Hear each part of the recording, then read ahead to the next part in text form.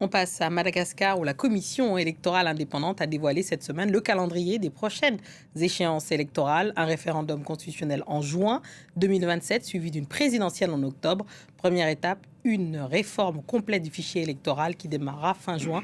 L'annonce est scrutée. La CENI, contestée depuis plusieurs mois, vient de renouveler une partie de ses membres. Les précisions de notre correspondante Aurélie Couman à Antananarivo. La Commission électorale nationale indépendante a annoncé deux rendez-vous majeurs. Le premier, un référendum constitutionnel en juin 2027, puis dans un second temps, une élection présidentielle prévue 4 mois plus tard.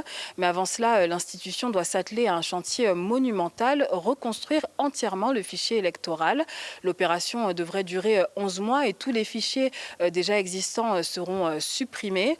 Chaque électeur devra être recensé en porte-à-porte à partir des plus petites subdivisions administratives du pays. L'objectif, 13 à 14 millions de personnes inscrites sur liste électorale, ce qui équivaut à près de 39 000 personnes recensées par jour chaque semaine. Un défi qui interroge les observateurs sur sa faisabilité et notamment en parlant de défi, un autre attend la CENI, celui de rétablir la confiance. Depuis quelques mois, l'institution est vivement contestée, notamment par le mouvement Gen Z qui interroge sur son indépendance.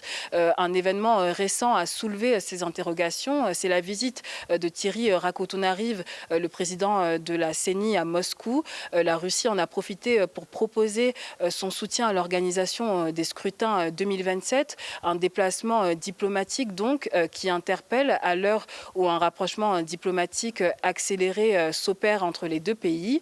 Par ailleurs, la communauté internationale a validé le délai de transition de 24 mois du pays et l'Union africaine qui a suspendu Madagascar en octobre dernier a conditionné la fin de cette suspension à la tenue d'élections crédibles.